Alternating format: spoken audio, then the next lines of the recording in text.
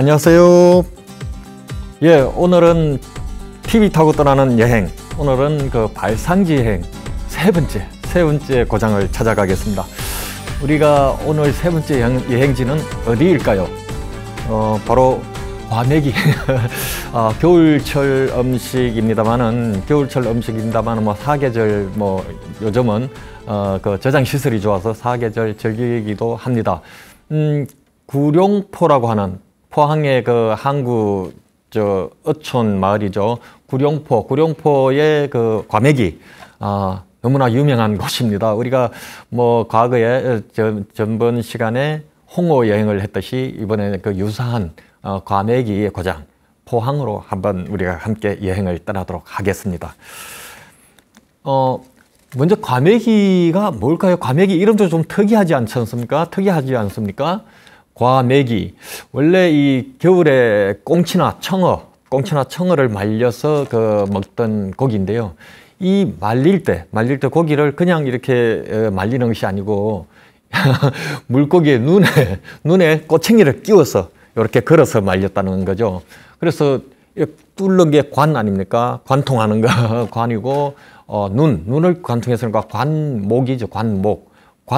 그래, 눈을 관통한 고기니까 관목어. 그게 발음이 좀 어렵지 않습니까? 그리고 그 포항 지역에 목이 메기라고 발음을 합니다. 목을 메기라고 발음합니다. 그러니까 관메기가 되겠죠. 근데 관메기도 발음이 좀 어렵지 않습니까? 니은이 탈락을 하고 과메기가 된 것입니다. 이 과메기가 우리가 겨울철에 특히 이제 종종 먹게 되는데, 이 과메기에 그 생미역 자르고 그다음에 그 마늘, 고추 썰어서 같이 쌈을 싸서 먹게 되지 않습니까? 아우, 벌써 저도 침이 꼴깍 넘어갑니다. 저도 상당히 좋아하는 음식 중에 하나입니다. 이 그 과메기를 또 이것도 사람에 따라서 호불호가 좀 있거든요. 향이 좀 비위에 안 맞는 분도 있습니다. 그래서 그 냄새를 잡아주는 게 바로 마늘하고 고추 이렇게 넣어서 냄새를 잡아주죠. 그런데 제가 볼 때는 그 냄새도 잡아주지만 이 마늘하고 고추가 또 색다른 맛과 향을 이렇게 배가시켜주는 그런 느낌을 받습니다. 그래서 마늘과 고추가 특이하게 아주 중요한 역할을 하는 것 같습니다. 과메기 고기와 함께. 흔히 과메기는 그 오메가3 지방산이 풍부해서 피부 미용에 좋다고 합니다. 우리 노화 방지 차원에서 많이 먹어야 할 음식인 것 같습니다. 이 과메기 원래 재료가 청어였습니다. 청어. 요즘 청어가 그렇게 많이 우리가 보기가 쉽지는 않은 물고기죠. 예전에는 청어가 상당히 많이 잡혔다고 합니다. 이 청어가 많이 잡히는 그 청어가 없어지니까 뭘로 했냐면 꽁치로 하게 됩니다. 꽁치나 청어나 사실 물고기 비슷한 종류의 물고기죠. 근데 이 청어는 그 정약전 선생의 자산어보에 보면은 청어는 물고기가 소수로 다니는 것이 아니고 엄청난 수억 마리가 엄청난 떼가 이렇게 군무를 이루듯이 무리를 이뤄서 그렇게 다닌다고 합니다. 그만큼 물고기가 많을 때는 아주 엄청난 대군이 바다를 휘젓고 다니는 그런 물고기입니다. 그런 물고기 잡으니까 얼마나 많이 그렇게 과메기를 해서 옛날에 드셨을까요? 그죠? 일제시대 때만 하더라도 포항 앞바다에 청어가 그렇게 많았다고 합니다. 그런데 이제 또 수요가 많다 보면 그리고 여러 가지 해상 조건도 많이 변화하고 해서 과메기가 요즘은 좀 뜸하고 꽁치가 많이 잡혀서 꽁치로 많이 이용을 한다고 합니다. 꽁치는 청어보다 사실 어떻게 보면 맛이 더 좋다고도 합니다. 청어보다 맛이 더 좋다고 해서 또 즐기기도 하는데, 역시 꽁치는 영남 앞바다에서 나는 것이 가장 손꼽아 준다고 합니다. 영남 앞바다에서 나는 게 그만큼 또 귀하고 그 맛도 좋다고 하는데, 그 지역이 바로 포항과 울산 앞바다를 지칭하는 것으로 이렇게 풀이가 됩니다. 특히 10월, 11월 이제 가을철 접어들어서 이제 겨울로 향할 때 이 꽁치가 많이 잡히는 맛이 아주 가장 맛이 올랐을 때의 그 꽁치라고 하는데요. 이때 우리가 흔히 이야기하는 등푸른 생선, 등푸른 생선의 꽁치와 고등어가 아주 대표적으로 우리가 많이 접할 수 있는 물고기지 않습니까? 그래서 이래저래 좋은, 우리 몸에도 좋은 물고기가 아닌가 그런 생각을 하게 됩니다. 이 꽁치가 재밌는 것은요, 꽁치가 이 화려한 빛을 아주 좋아한답니다. 화려한 빛을 좋아하니까 이 불빛을 이용해서 꽁치를 대거 잡게 되죠. 너무 화려한 빛을 쫓아다니다 보니까 다 잡혀서 사람들의 그 어떤 의회꼴을 올려주는 그런 역할을 하게 되는데, 그런데 이게 꽁치는 잡히면은 또 물 밖으로 나오면 금방 성질이 급해서 금방 죽는답니다. 그래서 우리한테 시사하는 바가 큽니다. 이 뭐 너무 화려한 그 자리를, 화려한 자리를 너무 좋아하다 보니 자신의 명을 단축하는 것. 또 물 밖에 나오자마자 너무 성질이 급해서 빨리 죽으니 성질 좀 죽여야 되는데 그 성질을 못 참고 너무 또 이렇게 하다 보면은 자기 명을 단축하는 그러한 두 가지 우리한테 교훈을 주는 그런 또 물고기이기도 합니다. 사소하지만 물고기한테서 우리가 그러한 점을 좀 한번 유념해 볼 필요가 있지 않을까요? 그래서 차분하게 느긋하게 예, 그렇게 사는 것이 좋을 것 같습니다. 이 과메기가 이제 그 하나의 그 유래는 옛날에 이제 선비가 과거보로 한양에 가는 길에 나뭇가지에 이렇게 말리고 있는 과메기를 보고 그걸 먹고 나서 그때부터 이제 과메기가 이렇게 이제 탄생하게 됐다, 이제 알려지게 됐다, 이제 그런 이야기를 합니다.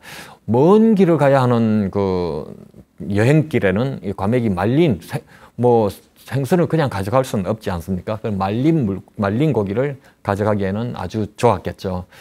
그런 면에서 이제 과메기가 세상 사람들한테 입에 오르내리게 된 것으로 이렇게 이야기가 되고 있습니다. 이제 과메기의 본향, 우리가 구룡포로 여행을 한번 떠나보겠습니다. 구룡. 우리가 구룡이란 말 사실 일상생활에서 상당히 많이 씁니다. 그죠? 구룡이란 말을 이제 많이 쓰는데, 특히 우리나라뿐만 아니라 중국에서도 마찬가지로 구룡이란 말을 많이 씁니다. 원래 이 구룡은 그 석가모니 부처님이 탄생했을 때 9마리의 용이 이렇게 물을 뿌려서 목욕을 시켜줍니다. 그래서 석가탄신일 날 아기 부처한테 관욕을 하는 행사가 있습니다. 이 관불의식이라고 하고 관욕의식이라고 하는데, 아기 부처님한테 물을 이렇게 머리에 부어주지 않습니까? 이것이 그 9마리 용이 물로 목욕을 시켜준 그 행사의 그 어떤 전통을 이어받아서 하게 되는 겁니다. 그 관불의식이 바로 그 구룡에서 9마리의 용에서 탄생한 행사거든요. 그러다 보니 이제 우리한테 이제 구룡이란 말이 오랜 그 불교가 역사적으로 이제 한 1700년 우리와 같이 생활했다고 하는 것이 1700년인데, 그 상황에서 우리 생활에 밀접하게 이렇게 파고 들어왔죠. 그래서 지금 우리가 떠난 여행지 구룡포도 구룡이지 않습니까? 그 다음에 서울 보면은 개포동에 구룡산이 있습니다. 구룡산. 지명에도 등장하죠. 구룡산. 양산 통도사에 가면 그 연못이 구룡지입니다. 원래 그 9마리의 용이 있었다 해서 구룡지고, 원주 치악산에 가면 또 구룡사라는 사찰도 있습니다. 그 다음에 우리나라 전국의 폭포에 폭포란 이름이 참 많죠. 구룡폭포. 그 다음에 우리나라 군사 무기 중에 다련장 로켓, 이것이 또 구룡이었습니다. 지금은 이름이 바뀌어서 천무로 바뀌었죠. 천무. 그것이 구룡이었거든요. 얼마 전까지만 해도 구룡이었고, 또 심지어 중국 같은 경우도 홍콩이 구룡반도에 있지 않습니까? 이렇게 해서 구룡이란 말은 우리한테 상당히 좋은 또는 행운 이러한 의미로 우리가 많이, 특히 지역 명칭에 많이 사용하고 있습니다. 그래서 우리가 그러한 곳 중에 하나가 바로 이 구룡포를 여행하게 됩니다. 이 구룡포는 신라 진흥왕 때부터 지명이 생겼다고 합니다. 이 구룡포 앞바다가요, 사실은 요즘은 옛날 같지가 않지만 물 반 고기 반이라고 했습니다. 물 반 고기 반. 와, 그 넓은 동해 바다에 그 엄청나게 그 넓은 바다에 고기가 반이 차지했다면 얼마나 물고기가 많았겠습니까? 그런 물고기 한번 잡고 싶네요. 뭐 손으로도 막 건질 수 있을 법하네요, 그죠? 이 구룡포 같은 경우는 일본 사람들이 바다를 건너와서 세운 일본인의 어촌 도시입니다. 우리 당시 어민들은 거의 그곳에 뭐 몇 집밖에 살지 않았던 그런 어촌, 아주 산비탈이거든요. 산비탈이기 때문에 사실 살기도 열악한 그런 그 조건이었는데, 일본 사람들이 워낙 물고기가 많으니까 그곳을 아예 개간을 해갖고 도시를 만듭니다. 그래서 일본에서 그 대표 주자가 그 하시모토 젠기치라고 하는 어부하고, 그다음에 도가와 야스부르라고 하는 이러한 어민들이, 이 사람들이 여기 와서 아주 말하자면 물고기 어업으로 재벌이 됐습니다. 얼마만큼 재벌이 됐냐면 요즘 정말 재벌 회장만큼 재벌이 됐습니다, 실제로.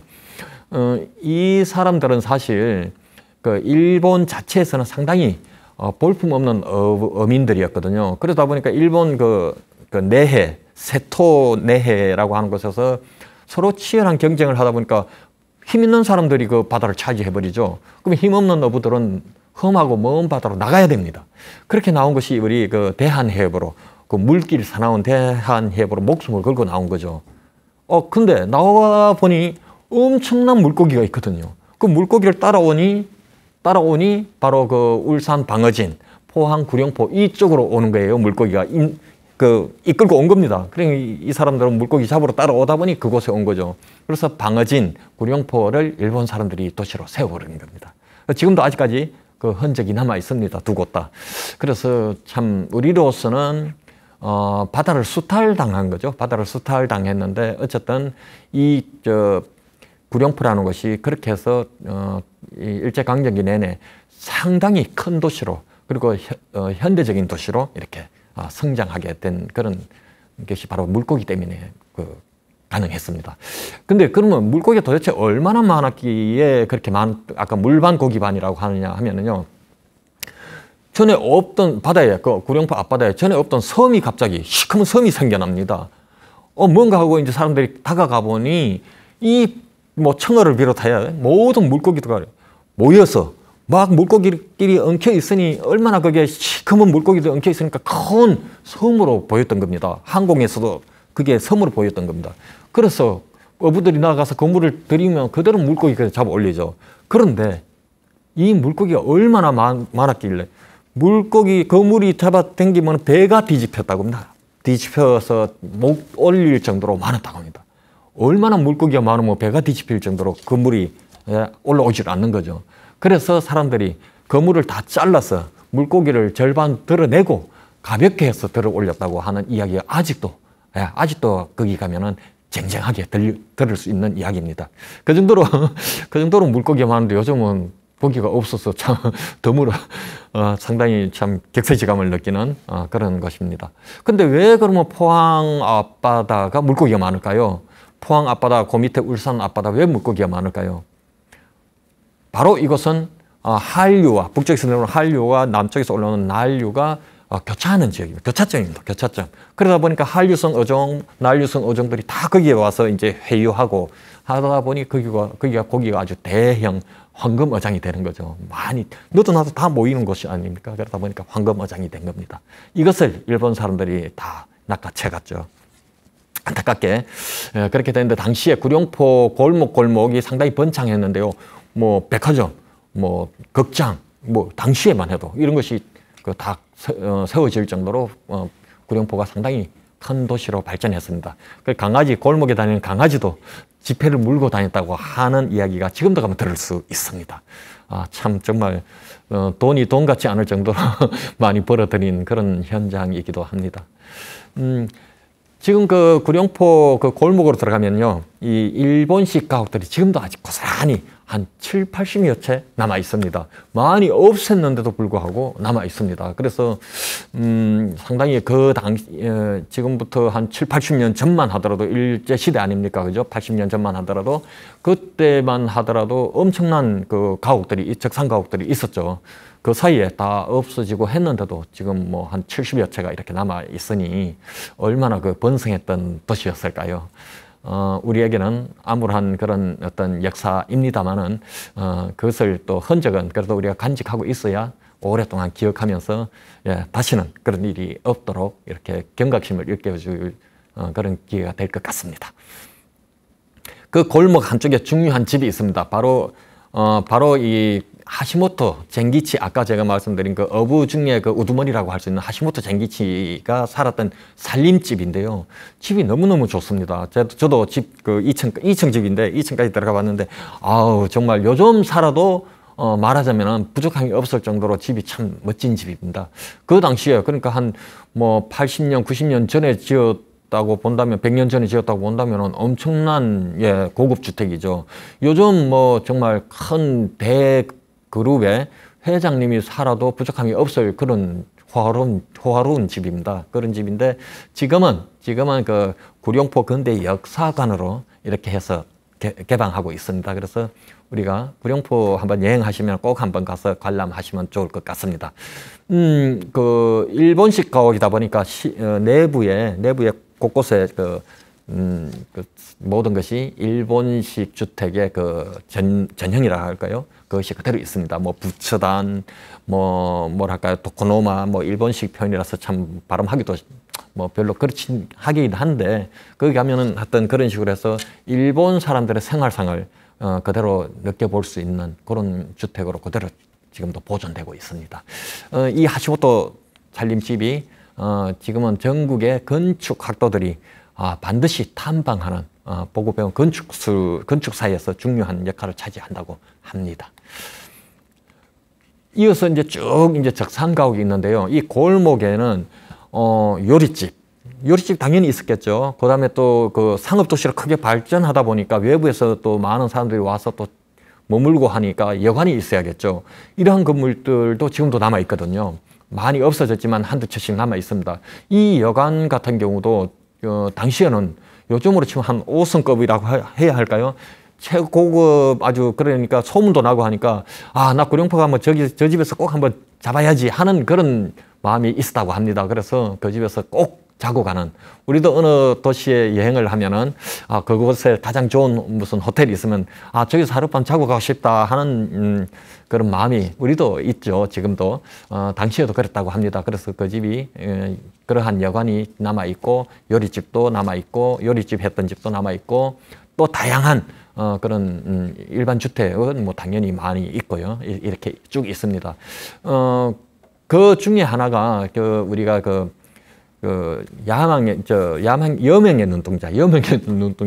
여명의 눈동자라고 하는 그 촬영한 집이 있는데, 거기에 집에 보면은 집 창문틀에 보면은요, 창문틀에 보면 일본인들이 자신들의 영산이라고 하는 후지산 있지 않습니까? 후지산 이렇게 문양이 딱 새겨져 있는데, 저도 육안으로 이렇게 볼 수 있었거든요. 사진도 찍고 이렇게 해서 보면 이 후지산 문양을 그 문틀에 여러 새겨 놓은 게 있습니다.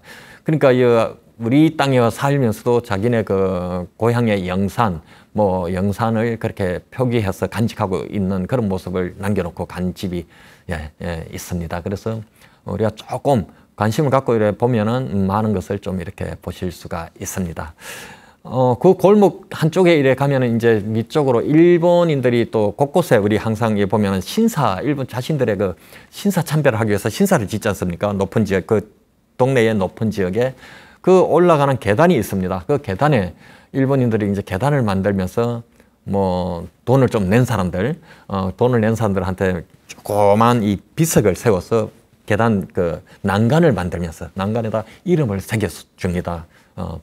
돈을 냈으니까 이름을 새겨줬는데, 광복 후에 우리 청년단을 중심으로 해서, 청년들을 중심으로 해서 너무나 치욕적이고 일본인들에 대한 적대심이 불타올라서 다 그냥 이름 쓰는 걸 뒤로 돌려버립니다. 돌려서 저 바깥에 난간 쪽에 있으니까 안 보이죠. 그리고 이쪽 보이는 쪽에 우리나라 사람들의 이름을 짓습니다. 우리나라 사람들 이름을 거기에다가 충홍각을, 일본 신사 건물을 없애버렸거든요. 없애고 거기다 충홍각을 짓지 않습니까?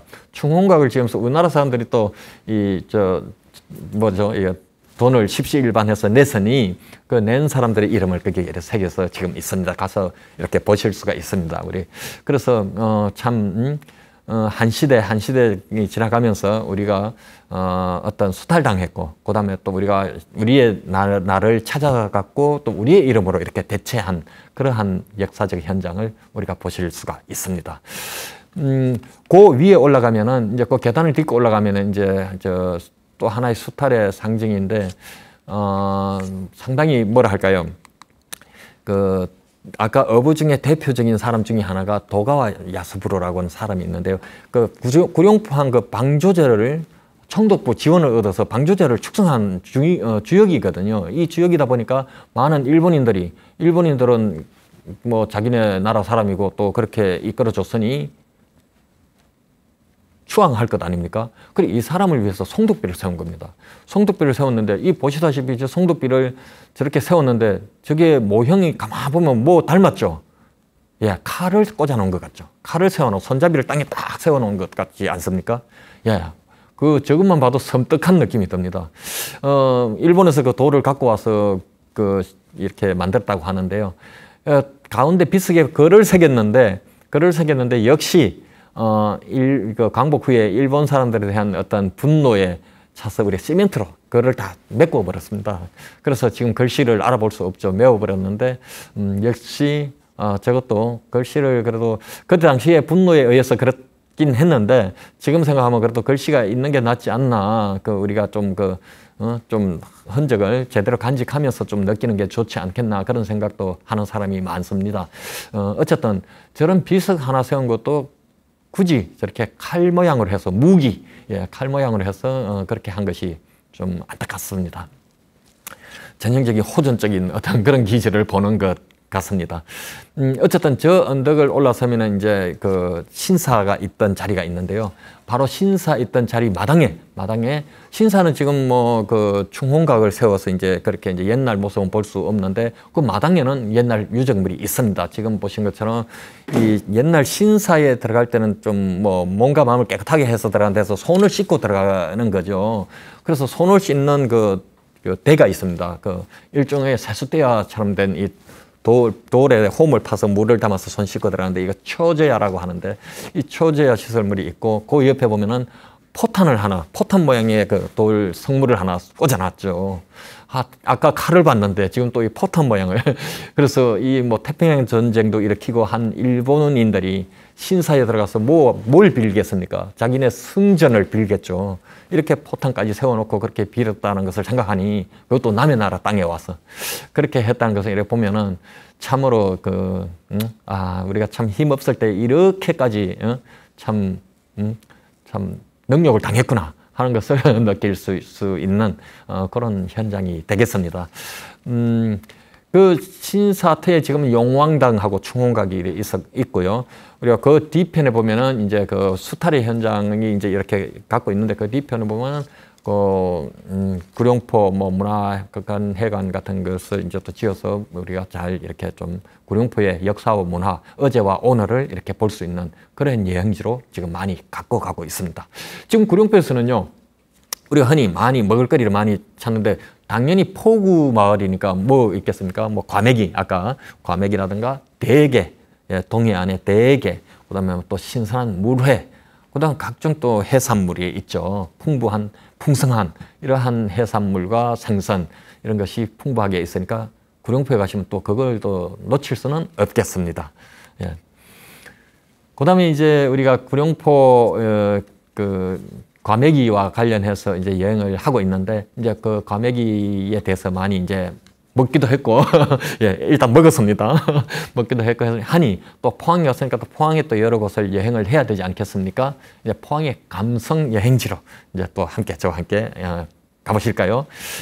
바로 구룡포에서 가까운 곳이죠. 가까운 게 호미곶이라고 있습니다. 호미곶. 우리나라 지도를 보시면은 흔히 말하자면 흔히 사람에 따라서 토끼꼬리라고도 하고 호랑이꼬리라고도 하는데 그 꼬리 부분이 호미곶이죠. 여기에 등대가 있는데요. 호미곶 등대. 1908년에 불을 밝힌 등대인데 우리나라에서 이것이 두 번째 등대입니다. 두 번째 등대.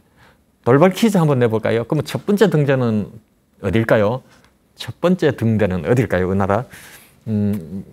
첫 번째 등대는 인천 앞바다에 있는 팔미도 등대입니다. 팔미도 등대. 많이 들어보셨죠? 팔미도 등대. 이거 1903년입니다. 1903년. 포항에 있는 호미곶 등대는 1908년. 5년 차이를 두고 있습니다. 그런데 호미곶 등대는 지은 사연이 너무나 참 뭐랄까요? 가슴 아픕니다. 1901년에 일본 사람들이 일본 그 수산 전문 그 실업학교가 우리 동해 앞바다를 이렇게 다니면서 측량을 합니다. 남해 바다를 자기네가 왜 측량을 합니까? 그리고 그 포항 앞바다 같은 경우는 이 암초가 많거든요.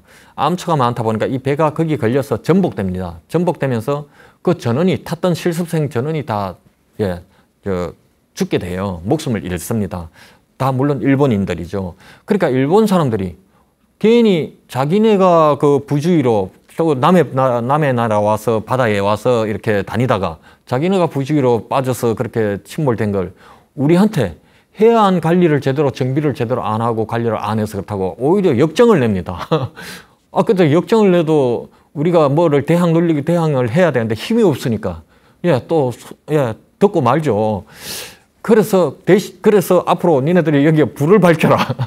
불이 어두워서 우리가 암초가 있는 거 몰랐으니 불을 밝혀라 해서 그래서 등대를 만들게 된 겁니다.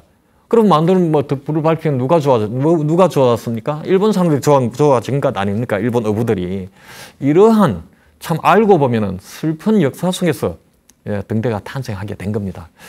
우리가 참 그렇게 참 여러 가지로 어느 지역에서는 쌀을 수탈당하고 어느 지역에서는 이 바다 물고기를 수탈당하고 했는데 이렇게 감정까지 너무나 많이 상하고 그런 시절을 우리가 겪었죠.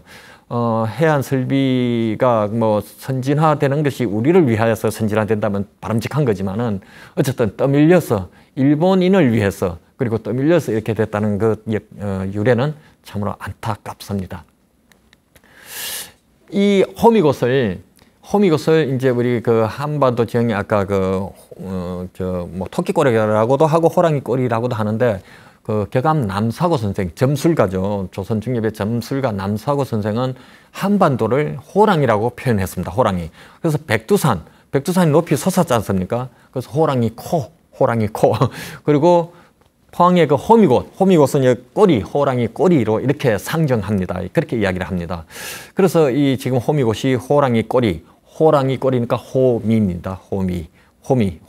바다로 육지가 쭉 나간 게 곳 아닙니까? 그래서 호미곶입니다. 우리가 밭내는 농기구 호미가 아닙니다. 그래서 호랑이 꼬리라는 뜻으로 호미곶. 그 대동여지도를 작성한 김정호는 이것을 완성하는데 필요해서 호미곶을 7번이나 방문했다고 합니다. 7번. 와, 요즘 같은 포항에는 KTX 타고 갈 수 있지만 그 당시 여건으로 어떻게 7번씩이나 다녀갈 수가 있을까요? 역시 참 우리 옛 그 선조들은 정말 열정으로 가만히 앉아서 머리로만 하는 것이 아니라 그만큼 현장을 중시한 거죠. 그렇게 했으니까 훌륭한 작품이 나오지 않겠습니까? 그렇게 해서 그 지도를 완성하게 됩니다. 지금 포항이지만 사실 포항의 다른 이름이 영일입니다. 영일. 그러니까 이 호미곶은 우리 한반도에서 해가 가장 빨리 뜨는 지역이거든요. 울릉도 독도 빼고 이 한반도 육지에서는 해를 가장 먼저 볼 수 있는 곳, 특히 하절기에는 해를 가장 먼저 보는 곳이 바로 호미곶입니다.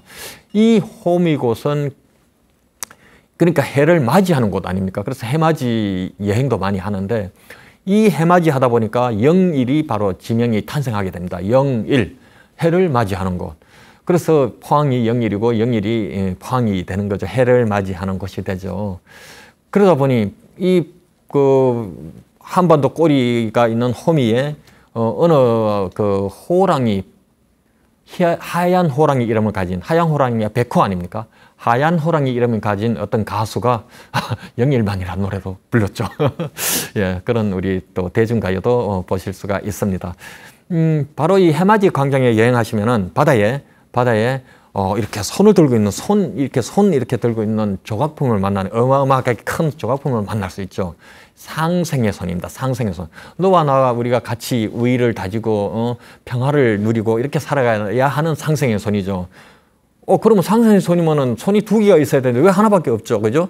예, 그럼 우리 선생님들, 시청자분들께서 여행을 가시면은 나머지 하나 손이 어디에 있는지, 두 분이서 내기를 내시고, 지는 분이 커피 한 잔 사시기. 예, 이런 내기는 건전합니다. 괜찮습니다.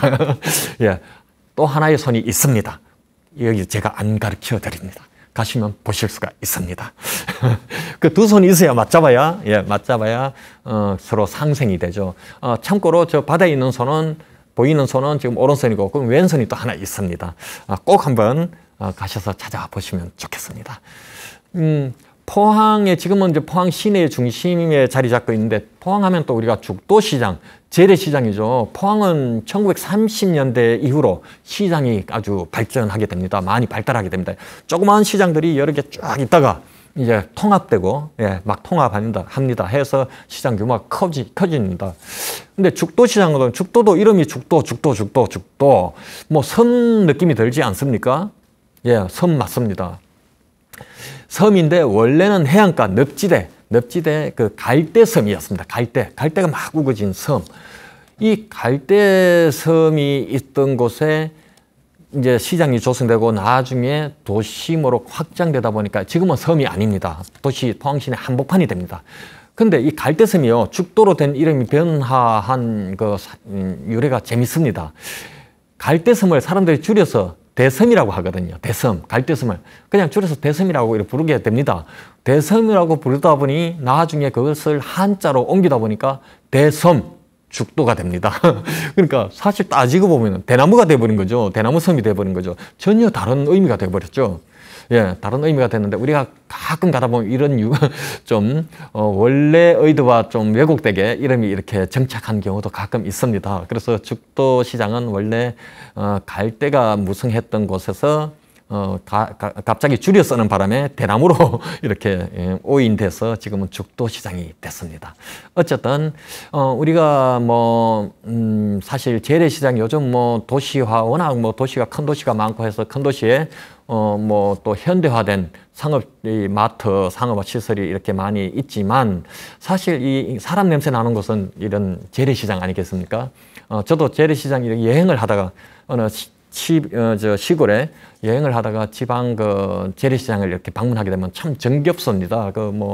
정말 사람들이 서로 하나라도 더 팔아서 먹고 살기 위해서 소리도 내고, 예, 막 하는 거 보면 이게 사람 사는 어떤 열정이고 사람 사는 어떤 냄새가 아닌가 그런 생각이 듭니다. 그리고 평소에는 잘 간식을 생각하지 않다가도 시장 골목 가다 보면 괜히 지포를 구우면 그 냄새가 또 쫙 오면은 입맛 땡기지 않습니까? 그냥, 예, 그래서 지포도 안 먹던, 평소에 굳이 애써서 찾지 않던 지포도 사서 하나 찢어 먹고, 이제 그런 재미로, 예, 군것질 하는 재미가 또 재래시장에 있지 않습니까? 눈여기, 사람 구경, 예, 또 이 열정적으로 살아가는 사람들을 보면서 내가 또 힘을 얻고, 이제 그런 것 때문에 아마 재래시장이 우리한테 많은 이점을 주는 것 같습니다. 그래서 시장 여행도 꼭 곁들여서 하시면 좋을 것 같습니다. 이 포항은요, 또 우리 역사적으로 유명한 인물들이 다녀갔습니다. 바로 다산 정약용 선생. 다산 정약용 선생은 조화라고 여행해서 간 것이 아니고 유배를 온 겁니다. 다산 정약용 선생 하면 유배하면은 흔히 강진에서 18년을 유배한 것을 이제 많이 기억을 하시는데, 사실 그 강진 유배 가기 직전에 포항 장기현으로 유배를 옵니다. 그 구룡포 바로 아래 장기현이라고 있거든요. 지금 포항시에 편입돼 있죠. 장기현으로 유배를 오는데, 천주교를 믿었다는 이제 그것 때문인데, 다 끊었는데도, 갑자기, 정치적인 어떤 말하자면 탄압이죠. 정치적인 탄압.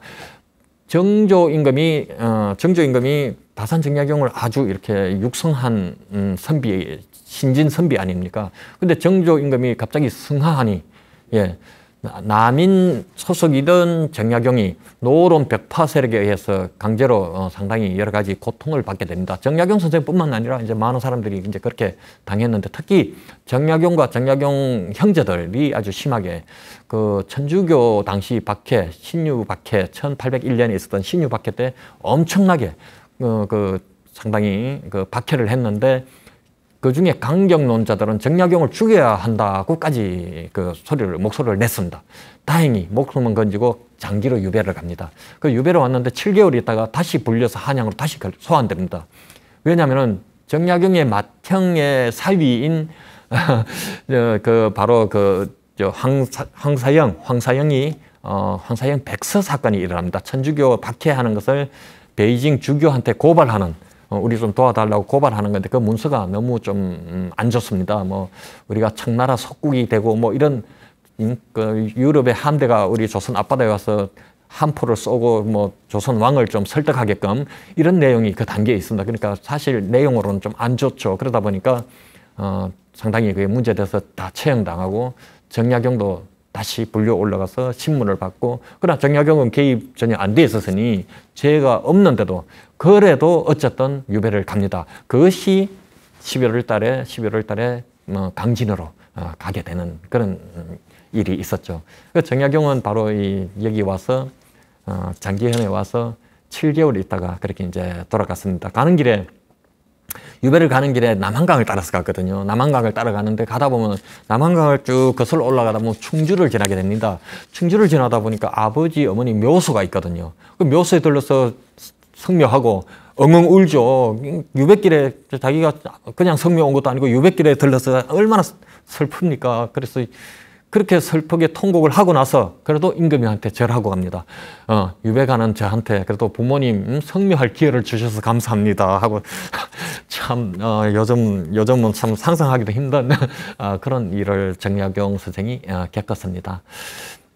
그때 이제 우리가 정약용 선생이 장기에서 유배를 하고 나서 돌아갔지만은 사실 그 이전에 120년 전에, 정확히 120년 전에 또 조선의 거유가 거기 등장을 하죠. 바로 누굽니까? 우암 송시열 선생이 또 이미 그곳에 유배를 먼저 다녀갔습니다. 120년에 먼저 다녀갔습니다. 우암 송시열 선생은 그 조선 후기에 뭐 여러 가지 임진왜란 이후에 여러 가지 사회가 혼란스러울 때 그 예학이 또 새로운 이데올로기로서 승리하겠어 예학을 상당히 중요시하면서 그러던 시대였거든요. 그 예학의 맥을 이어온 사람이 또 송시열 선생 아닙니까? 김장집에 의해서 이렇게 이어오는데 바로 그때 이제 예법에 대해서 논쟁이 벌어집니다. 그래서 이제 예송 사건인데 효종 임금이 승하하고 나서 왕실에서 이제 이 상복을 얼마 기간 동안 입어야 하느냐. 이 예송 사건이 나서 2차, 두 차례 일어나는데 1차에 송시열의 서인이 이겨서 바로 남인의 그 고산 윤선도가 81세의 윤선도가 유배를 갑니다. 저 함경도로. 압록강 쪽으로. 그러니까 얼마나 80세가 넘은 노인을 그쪽으로 유배를 보낸 그런 역사가 있었죠.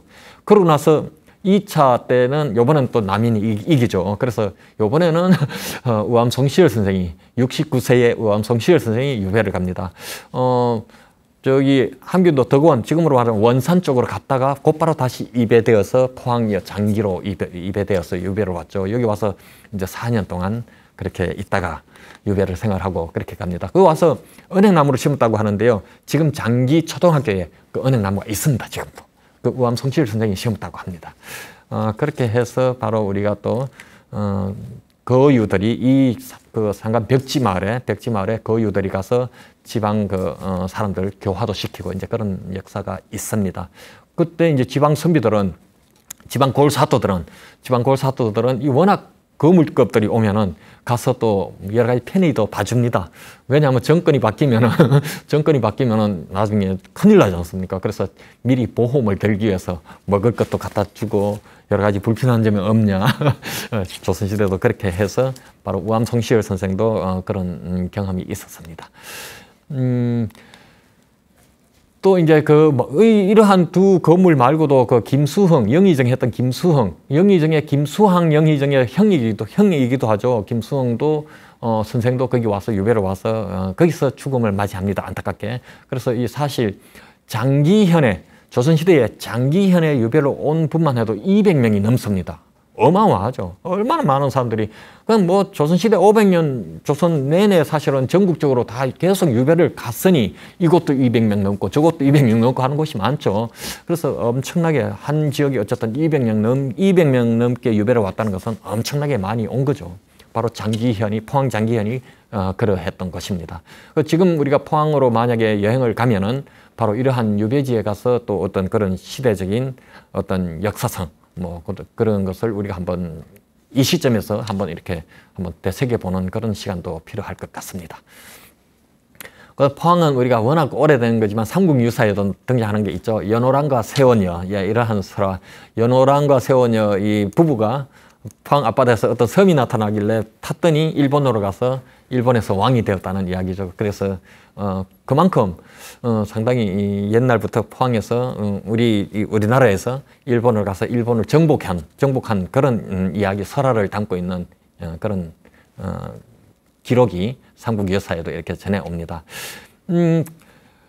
포항에는 뭐 여러 사찰이 있습니다만 재밌는 사찰이 하나 있어서 제가 소개해 드리려고 합니다. 바로 오어사인데요. 오어사.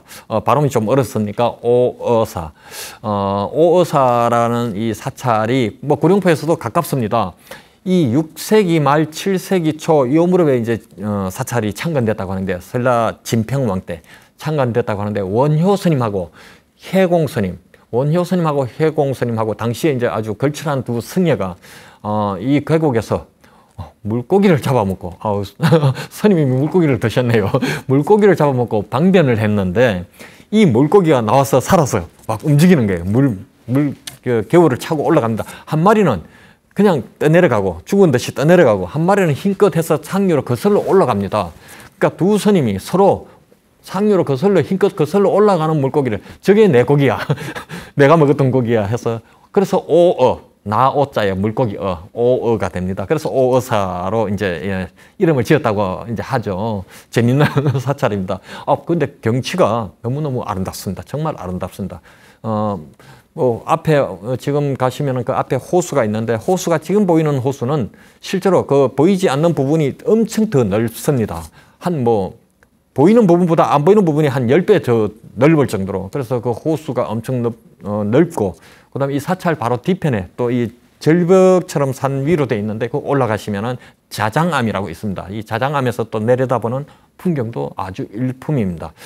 왜 자장암이라고 하냐면요. 아까 그 해공스님하고 원효스님이 이곳에서 수행했는데, 여기에 사실 자장스님하고 의상스님, 이 네 분이 사실 여기서 다 수행 거쳐갔다고 이제 그렇게 전해오고 있습니다. 그러다 보니까 이 한 사찰에서 그 당대에 가장 걸출한 성녀 네 분이 이렇게 수행을 하고 했던 곳이니까 아주 유명한 사찰이죠. 또 재밌는 것은요, 이 오사에 바로 원효대사의 삿갓이 있습니다. 정말요? 예, 삿갓이 있습니다. 1400년, 1400~1500년 이렇게 되겠네요. 그죠? 이 삿갓이 이렇게 지금도 있다는 것은 너무나 신비스럽지 않습니까? 저도 보고 깜짝 놀랐습니다. 그래서 사진을 막 찍고 또 관찰하고 또 사진 찍고 관찰하면서 한참 동안 발길을 못 뗐습니다. 이 1400~1500년 전에 그 사람의 유품을 내가 직접 육안으로 본다는 건 얼마나 행운이고 좀 뭐랄까요? 신비스럽지 않습니까? 정말 뭐 비석 같은 거라면은 뭐 돌은 뭐 상하지 않으니까 깨뜨리지 않는 이상은 상하지 않으니까 그러려니 하는데, 이런 그 뭐 의류라든가 저런 삿갓처럼 이런 걸로 만든 것은 소실될 수도 있고 그다음에 낡아서 없어질 수도 있는데, 이렇게 볼 수 있다는 거 육안으로 꿈인가 생신가 꿈인가 하는 생각까지 살짝 들었습니다. 그래서 우리가 한번 꼭 여행을 해볼 만한 그런 곳이 아닌가 그런 생각이 듭니다. 주변 산책 삼아 돌기에도 너무너무 좋고요. 그래서 반드시 그 뒤에 자장암까지는 한 올라가는데 한 5분, 제 걸음으로 5분 가파르긴 합니다. 그러나 올라가 볼 만한 가치는 충분히 있습니다. 저는 가을에 가서 단풍이 아름다울 때 가서 더더욱 그렇게 느꼈는지도 모르겠지만 너무나 좋은 여행지입니다. 오늘 가메기를 먹으면서 포항 구룡포를 중심으로 해서 포항의 곳곳 감성 여행지까지 이렇게 두루두루 맛있는 것도 먹고 그 지역의 특산품도 이해하고 그죠? 이러한 문화 여행 아닙니까 그죠? 문화 여행이고 힐링 여행, 이 지적인 힐링을 우리가 누리고 있습니다. 오늘 5호사를 끝으로 해서 오늘 포항 구룡포 가메기 여행 여기서 마치고요. 우리 다음 시간에 또 멋진 곳으로 함께 여행하도록 하겠습니다. 감사합니다.